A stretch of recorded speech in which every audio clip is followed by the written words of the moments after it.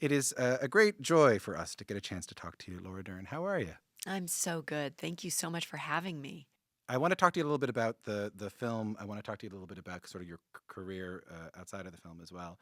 But the film is so raw. It can be quite devastating. I hope you don't mind me saying. Watching parents feel this helplessness, watching their child go through depression and suicidal ideation. So when you first read the script, what goes through your mind? Well, first and foremost, reading a flawless script Oh yeah. is a rare gift as an actor, based on the play that our director Florian wrote 5 years ago and then adapted by he and Christopher Hampton.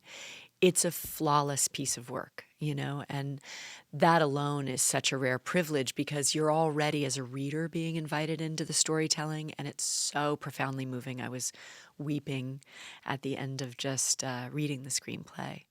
But the longing to be part of it, yes, the character is beautiful and I love playing this role, but the longing comes from the mental health emergency that we're in globally. And my personal longing as a friend, daughter, mother, that I have just to be in conversation and community around the unspoken dialogue about the pain that so many of us suffer, whether it be anxiety or depression or not having the answers, or in the case of this brilliant line that Florian presents in the movie, sometimes love is not enough, and the awareness as a loved one of someone in pain or in a mental health crisis that love may not be enough. When you are able to not take it from such a sort of a macro perspective of like, okay, so this is going to aid in some kind of conversation, and then you have to do the work of getting yourself into the mindset of someone who is dealing with a child who is experiencing depression. How do you get into that mindset? How do you get into that headspace as an actor?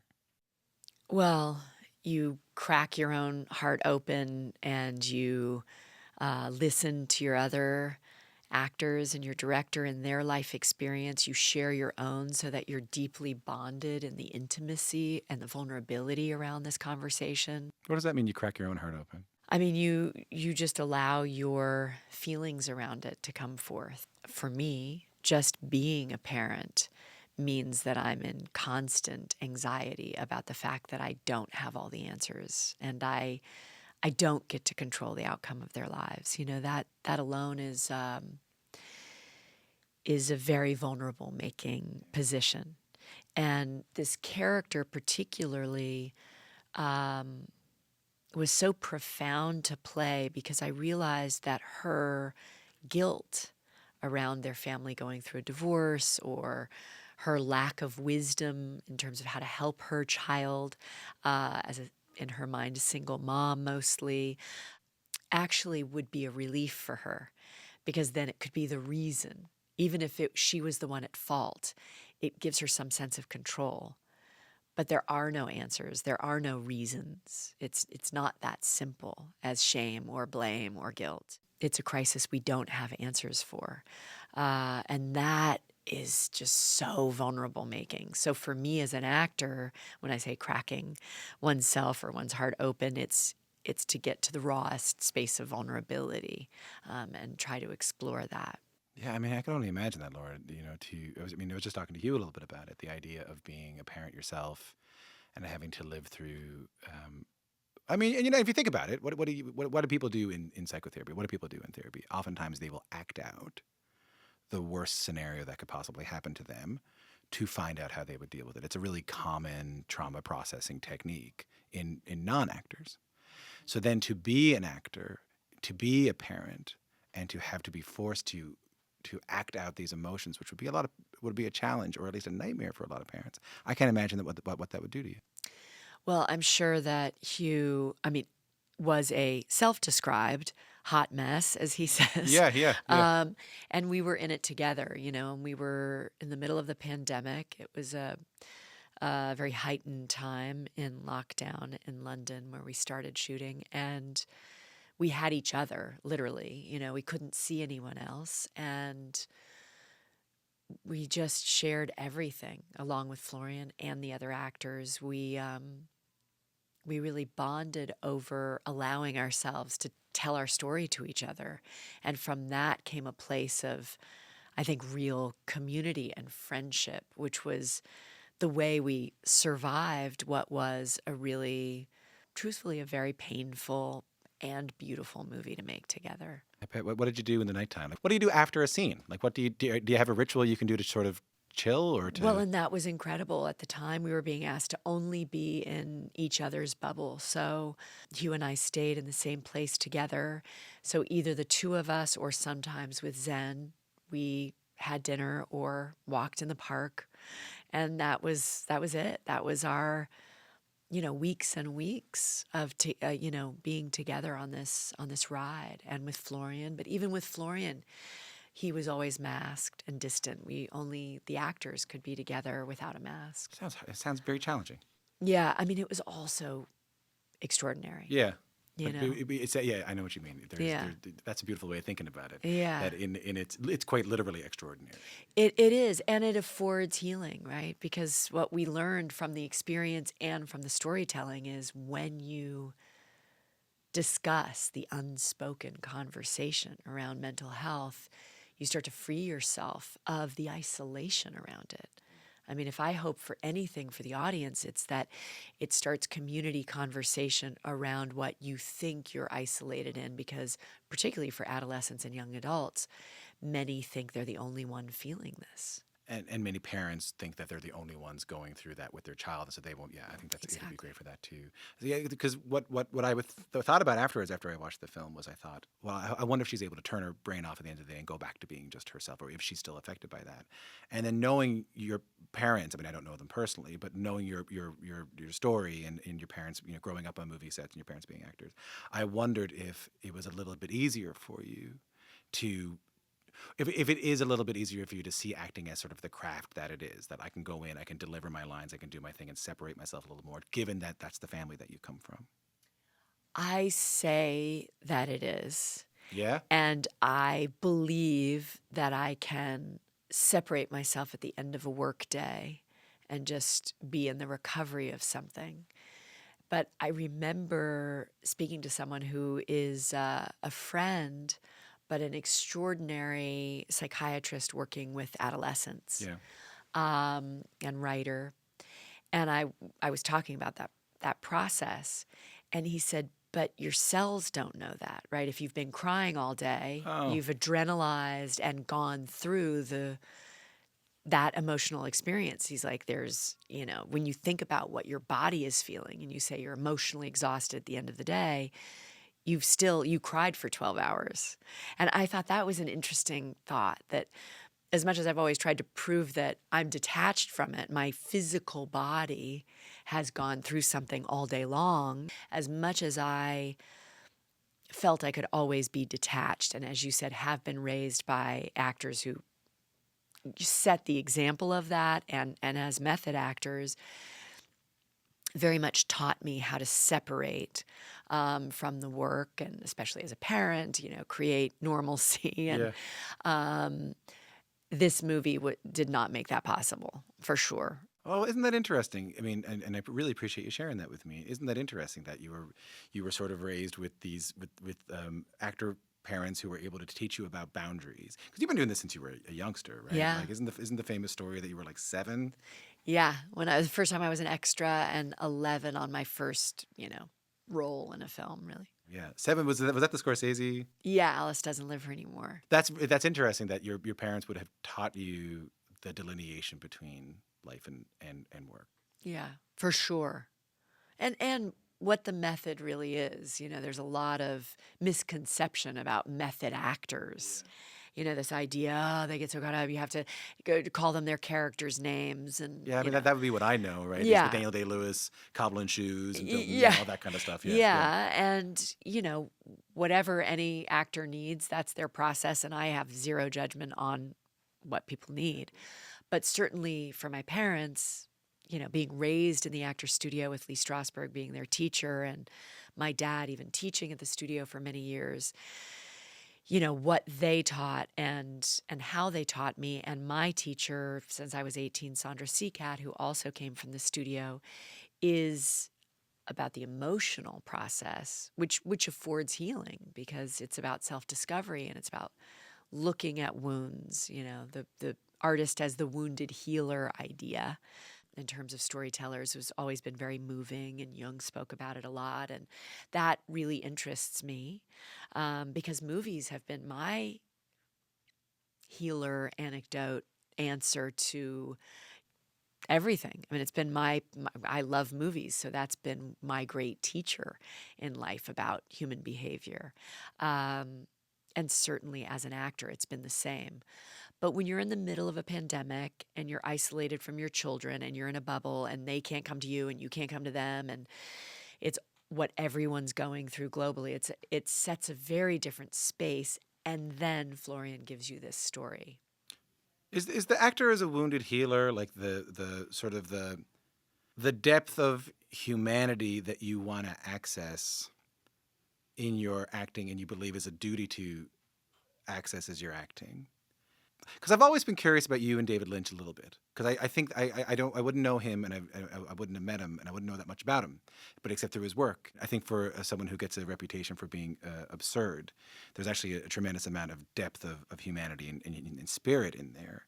And I've often wondered why you two seem to work together so well. Because I'm the luckiest person in the world is the short answer to how it works so well. I think anyone that would get chosen by David would be the luckiest. Chosen by David. Yeah. And I mean, he definitely, cast me as a 17-year-old and has let me be along the ride for his creative journey all these years. And now a number of times working together is just the lucky gift of my creative life. And he's been my greatest teacher of the subtlety of human behavior, because you have to be so real and so true to make something so radically, as you said, absurd work. And I think that's the key to David's films. And I think it's the comedy in David's films, that it gives space for absurd, almost satirical humor amidst insanity, but only by the actors trying to, and him guiding us to be as true and even subtle as possible at times. And so he was and has been absolutely my great teacher. And for him, it all stems from the unconscious. Yeah. And as you know, he's a meditator of many years. Yeah, you and I had a big meditation chat before the interview started. Which was amazing. Yeah. We're doing this interview on a cushion right now. People can't see it. I know. We actually are meditating. We're meditating This is just coming through in our meditation. We're actually silent right now. We don't even know we're talking. But he, he is someone who has to make art every day.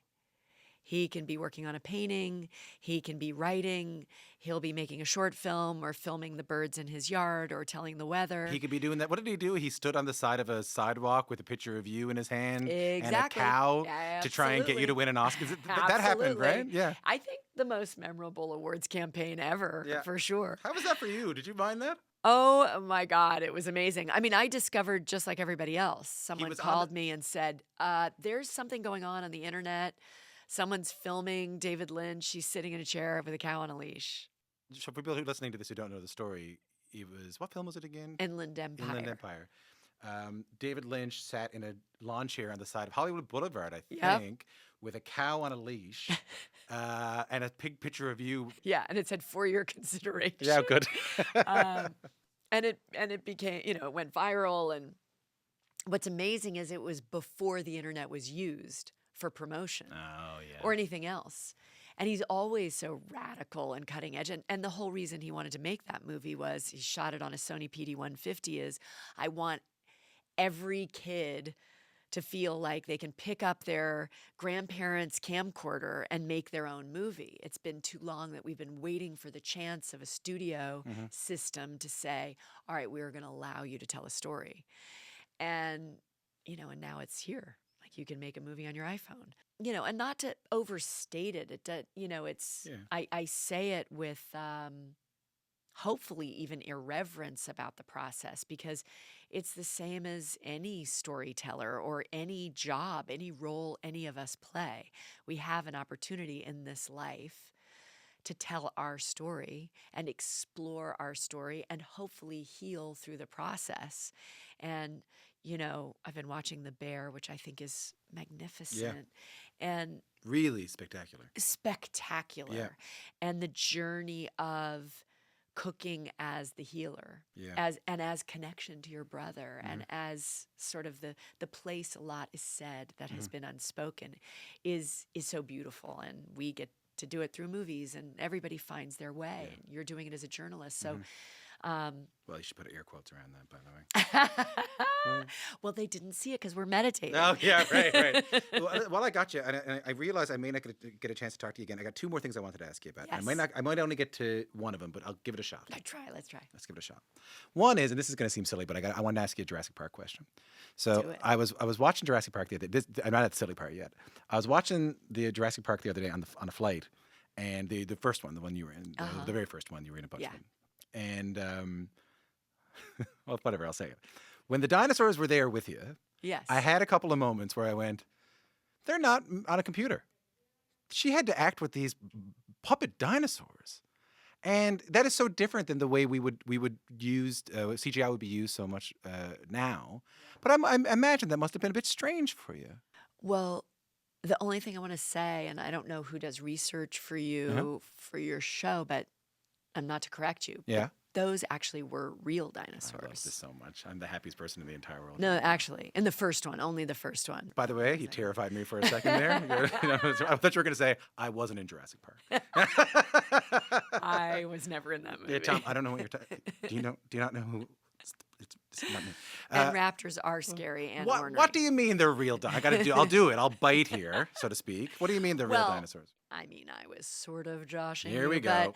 but those animatronics were so incredible that it did feel so real. And in the most recent one, we went back to relying on animatronics for a massive chunk of the film. Yeah. And they're so amazing. It's just mind-blowing. But the original Jurassic Park was the first movie that used CGI, or the beginnings of it, which is amazing. And I remember as they pulled this VistaVision out and we were standing on this crest in Kauai with Dennis Muren from ILM and Steven Spielberg trying to figure out, as we were going to use this camera, and they were explaining that they were going to paint an image on a computer next to us, that we were doing the moment where Sam Neill turns my head in the Jeep and I look up for the first time. And we were like, oh my God, where am I going to look?